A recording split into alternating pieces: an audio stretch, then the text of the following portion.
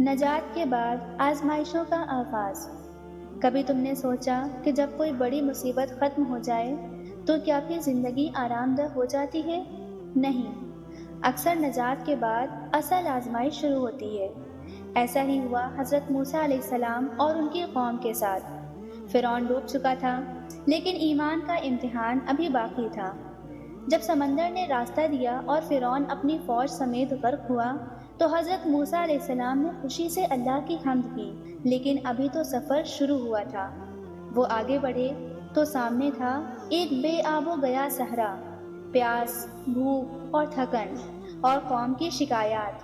قوم نے شکایت کی، موسیٰ، کیا ہمیں یہاں بھوکا مارنے لائے ہو؟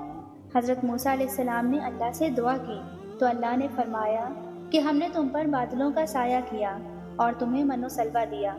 پھر جب پانی کی ضرورت ہوئی تو اللہ تعالیٰ نے فرمایا کہ اپنی لاٹھی سے پتھر پر ضرب لگاؤ تو اس سے 12 چشمے پھوٹ پڑے، ہر قبیلے کے لیے الگ چشمہ۔ اللہ کی رحمت ان کے ساتھ تھی، مگر ناشکری باقی تھی۔ راستے میں وہ ایک بستی سے گزرے جہاں لوگ پتھر کے بتوں کی پوجا کرتے تھے۔ بنی اسرائیل نے کہا، اے موسیٰ، ہمارے لیے بھی ایسا ہی ایک خدا بنا دو۔ موسیٰ علیہ السلام کو دکھ ہوا اور انہوں نے کہا، تم نادان لوگ ہو، کیا یہ وہی قوم ہے جو سمندر پار کر کے نکلی تھی، جس نے ابھی ابھی معجزہ دیکھا تھا لیکن ایمان ابھی تک مضبوط نہ ہو سکا تھا؟ پھر اللہ نے حضرت موسیٰ علیہ السلام کو بلایا 40 دن کے لیے کوہ طور پر، تاکہ انہیں تورات عطا کی جائے، ہدایت، شریعت اور نور۔ یہ 40 دن بہت اہم تھے، قوم کے لیے نئی آزمائش کا سبب۔ موسیٰ علیہ السلام کی غیر موجودگی میں ایک فتنہ اٹھا، سامری نامی شخص کا۔ اس نے لوگوں سے ان کا سونا لیا۔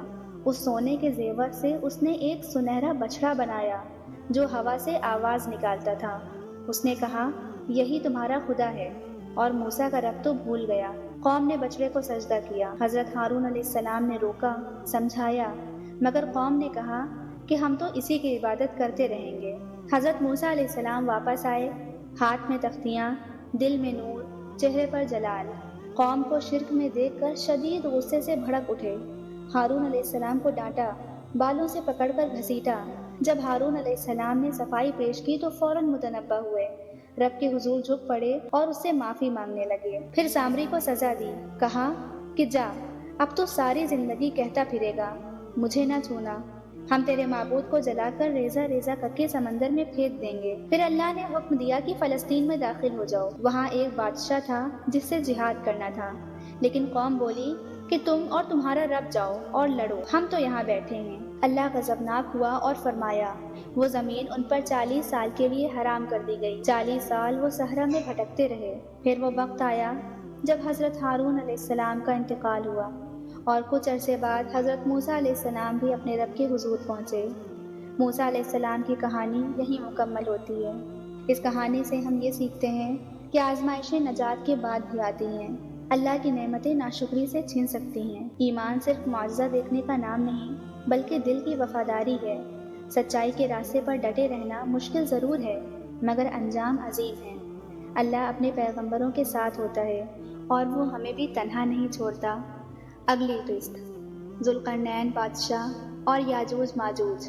ایک بادشاہ جس نے سورج کے مشرق و مغرب کا سفر کیا، جس نے علم، عدل اور قوت کو جوڑا۔ دیکھنا نہ بھولیے گا اگلی قسط۔ تب تک کے لیے اللہ حافظ۔